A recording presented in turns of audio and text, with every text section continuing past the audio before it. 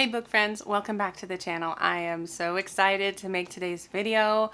I am going to be talking all about my favorite books so far in 2022. So I thought about making the book freakout tag video. I've done it in the past, I really enjoy it, but I decided instead to just highlight my favorite books so far this year because I have not talked about all of these on this channel.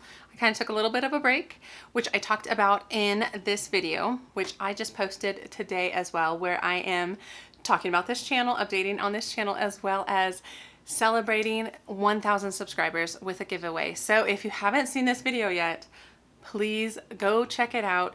Enter your name in the giveaway, and I'm excited to see who wins. But in this video, I want to talk all about my favorite books so far for this year.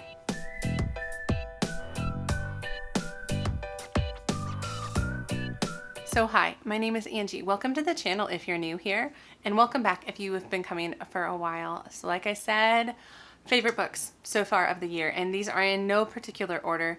I just loved all these books, and for various reasons. And so let me just hop in to some of the books. So I talk about this book. I'm just grabbing from the top. I read Red Rising by Pierce Brown. And so this book was on so many TBRs. Like I was trying to read it and get into it, and I really enjoyed it.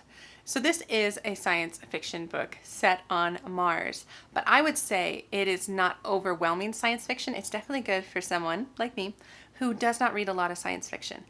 I really enjoyed it. So this is about a man named Darrow, and so he is part of the Red class or society on Mars. And so the society is broken up into different hierarchies really, and they're based on color, the gold being the highest, most powerful, most beautiful, and the reds being the lowest, practically slaves. And so he grew up a red, and he was led to believe that they were serving a great purpose of mining a certain element that was going to help, like I think it's called terraform the planet so that other people could come and move to Mars from Earth, sort of idea.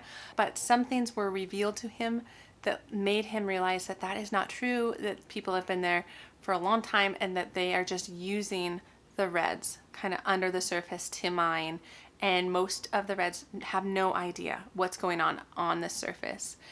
And through a push from his wife, he is kind of pushed into taking action against the golds, and where it goes from there is just amazing. A little bit unexpected from the description on the back. I wasn't expecting where this first book went, but I am not going to tell you any details on that because it was really fun to figure it out along the way. But this is the first book of 3, and I have the second book and I just need to pick it up. But I highly recommend this. It was definitely a very entertaining story where Darrow's character grows and develops, and he makes some really poor choices. But then you also realize he's like 16 years old at the beginning of this book.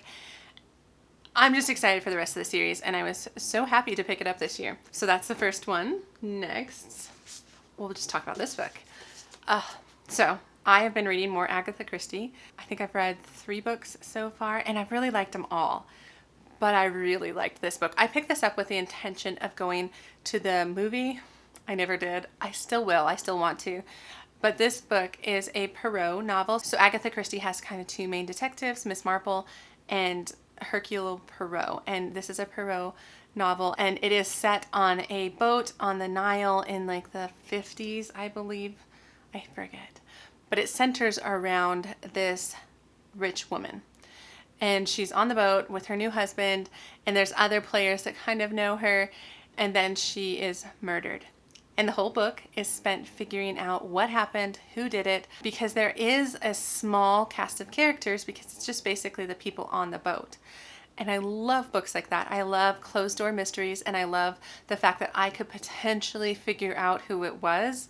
I mean, I didn't solve it before the end, but I really enjoyed the ride. I enjoyed the character of Poirot. He definitely is a little bit snarky and a bit pretentious at times, but I really enjoyed his thought process of how he figured things out. So I highly recommend this book, especially if you are new to Agatha Christie. It's a really good one.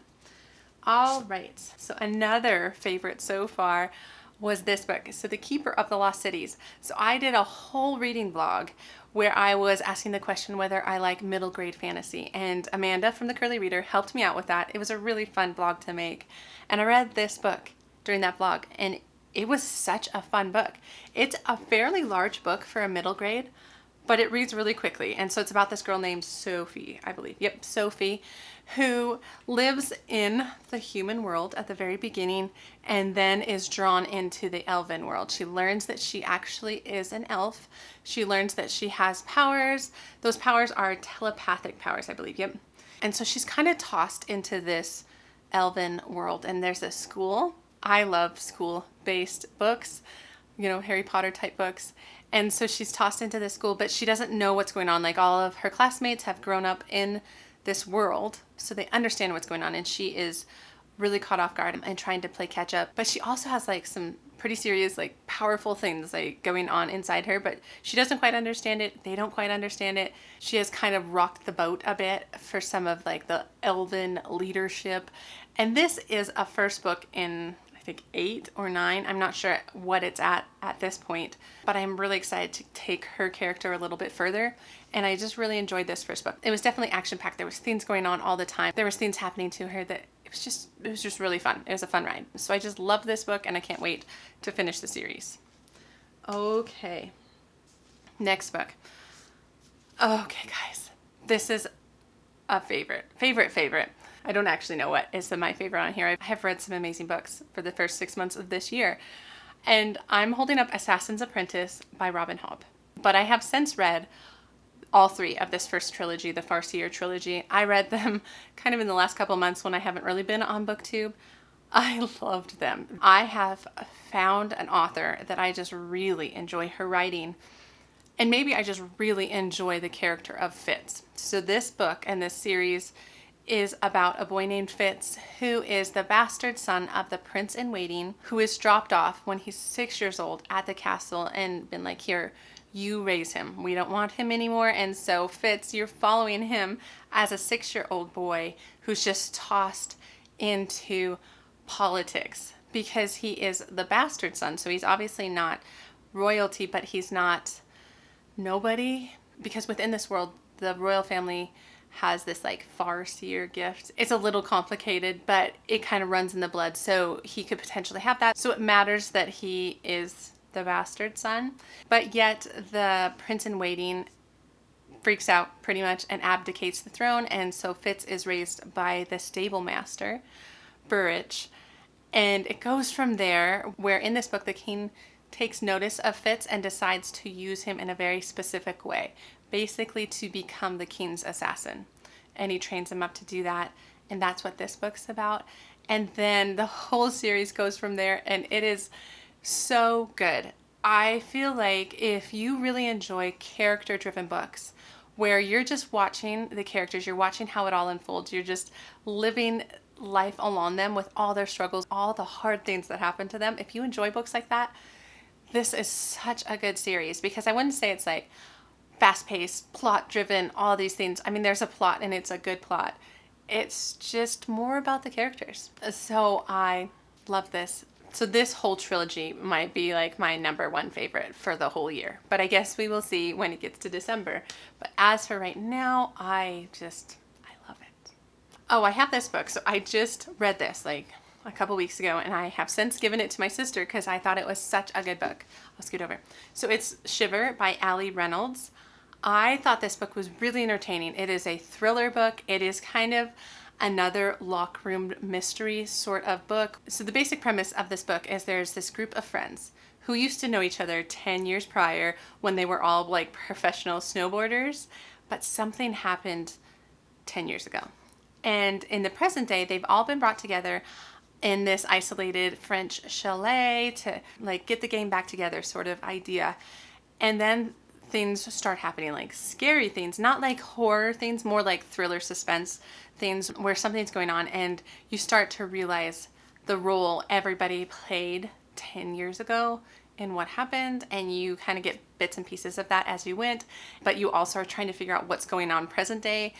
Why is it so scary? What is happening? Because they're stranded and they can't get help and they can't communicate with the outside world sort of idea. So I love thrillers like this. I mean, it wasn't a perfect book. I think I gave it 4.5 stars, but I really enjoyed it. It was an excellent thriller where I feel like I connected a bit with the characters as well as was very entertained by the plot, because I find that with thrillers, I tend to not get as connected with the characters, which makes me not enjoy thrillers as much as, say, historical fiction or fantasy. So anyway, but I really liked this one. So Shiver is a favorite for this year.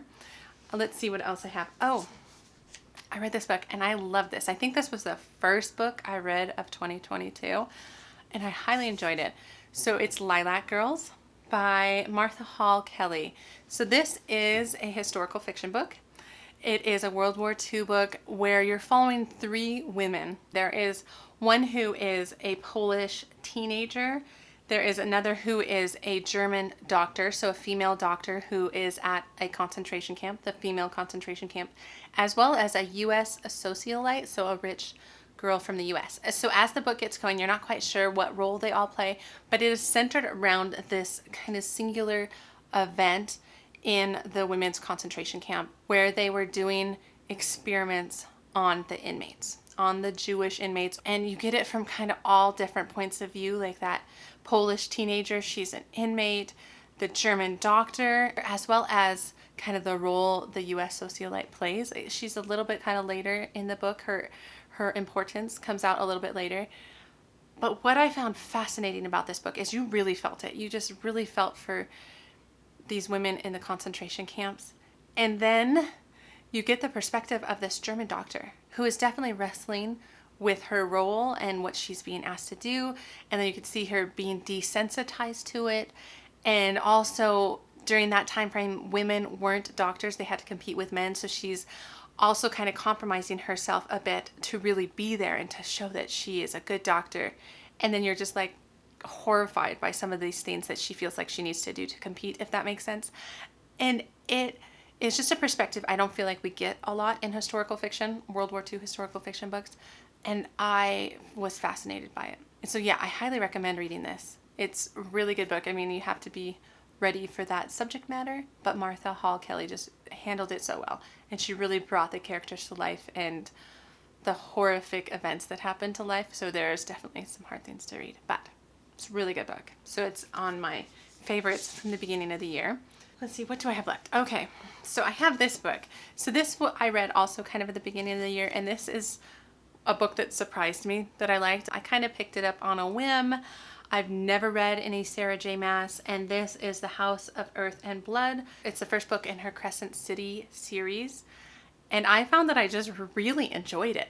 I liked it so much that I read the second book pretty much when it was published, and I didn't like the second book nearly as much as I like this one, but I highly enjoyed this. This is about a girl named Bryce who is a half fae, half human in this story. And basically kind of the beginning of the book opens up with these horrific murders that happen that Bryce is personally connected to, and then she becomes tasked with helping solve them. So there are all sorts of creatures in Crescent City, including archangels, and the archangels kind of run the city, and there's like werewolves and vampires and mermaids and all sorts of things, but the archangels run it, and the main guy in charge, Micah, decides that Bryce is going to work on this case and she needs a helper in the form of the fallen angel Hunt Athalar, and they kind of team up and try to solve it. There's definitely a bit of romance, which I anticipated with Sarah J. Maas. She's known for that. But what I really loved were the character relationships. So she has a brother who is the Fae Prince. I really enjoy their relationship. I really enjoy Bryce's relationship with Hunt. And I enjoy kind of how the book unfolds. And the last like 200 pages are like, you race through them. There's just so much emotion involved. So it was just a really fun read. It's a huge book, like 800 pages, something like that. It's a huge book. And I really liked it. So this is on my list of favorites. Surprised me, but it totally is. And I haven't picked up any other Sarah J. Maas books, but I want to going forward. All right, so the very last book on my favorites so far for 2022 is such a favorite book. Guys, I love this book so much. So this book is The Inheritance Games by Jennifer Lynn Barnes. I've read the first and second book back to back this past spring, and the third book comes out in August, and I pre-ordered it. I never pre-order anything, but I am so excited to read the final book in this series. So this is a series. It's a YA mystery type book, but it's so much fun. It is about this girl named Avery who's kind of down on her luck. She lives with her sister. She lives kind of in her car. But then one day she is notified that she has inherited a bunch of money from this like rich billionaire in Texas. And so she goes to the estate to kind of the reading of the will, and she finds out that he has given her his entire estate. Like he's almost like skipped over his children, his grandchildren, and given it to her with some stipulations. The stipulations being that she has to live in the house for 1 year. His grandsons still live there, and she has to live there in order to get the inheritance. So of course she does. But then they start trying to figure out why. Why is she given all this money? And it starts the ball rolling on all of these like clues and riddles and mysteries and hidden passages and things like that, which is why I love this book so much. It definitely gives me like Knives Out type vibes, that movie, or maybe even like National Treasure, where they're going from clue to try and figure out what this man, this eccentric billionaire, was doing. Why did he give her all this money? And it goes from there in the second book, and I cannot wait to see how it concludes. And so I highly recommend this book. It's really fun. It definitely made my favorites list for the year so far. Oh my gosh, I'm just looking at these books and I'm already wanting to reread some of them because I just enjoyed them so much. But those are the books. Those are my favorites so far for 2022. We will see in 6 months if they are still on my list, but they probably will be because they're just so good. So anyway, that is what I have for this video. Tell me down below, what is your favorite book so far from the first 6 months of the year? I would love to know it. I often get great recommendations from you guys, so let me know that down below. Otherwise, please give the video a thumbs up and feel free to subscribe to the channel if you want to. And otherwise, I will see you in the next book video. All right, guys, take care.